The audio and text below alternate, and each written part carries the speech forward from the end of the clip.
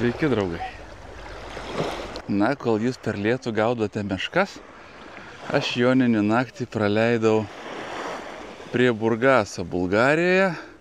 Štai čia prie pat pliažo, viešbutėlėje, kurį gavau už 50 eurų su pusryčiais. Vakar rytą startavau iš Tulčia miestelio rytinėje Rumunijoje. Na ir pravažiavau gerus 4,5 km. Visą Rumunijos pakrantę, na ir taip pat beveik visą Bulgarijos pakrantę pervažiavau.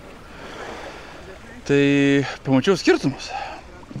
Rumunija daugiau tokia, nežinau, industrinė galbūt, daugiau ten Konstanta, tas kurortas, tai ten ir naftos perdirbimo gamykla ir daug tų viešbučių, tokių truputėlį sovietinio stiliaus. Matosi, kad sovietmečiu jie buvo tokie labiau išsivystę.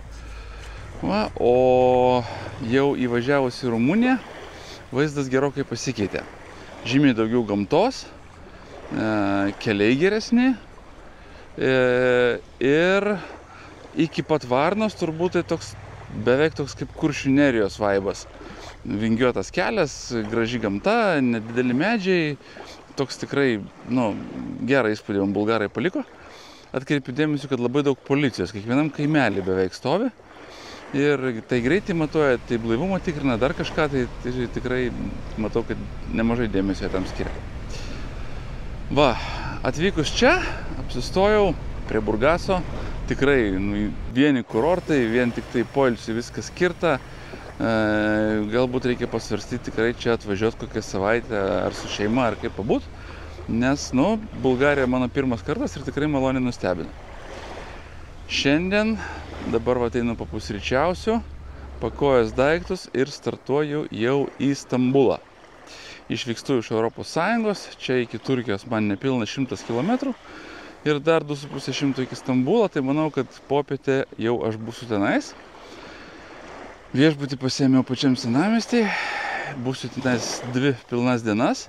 Tai tikiuosi aplankysiu visus pagrindinius lankytinus objektus. Na ir kadangi jau bus geri 3000 km nuo namų, reikės ir motociklą patikrinti. Sustosiu kokiam nors autorizuotam servise, grandinę, ten stabdžius, skysčius, viską ką reikia. Gerai, ačiū visiems kol kas už dėmesį, einu pakuotis, dar pasimėgausiu truputėlį ir lekiu tolyn į Turkiją. Iki.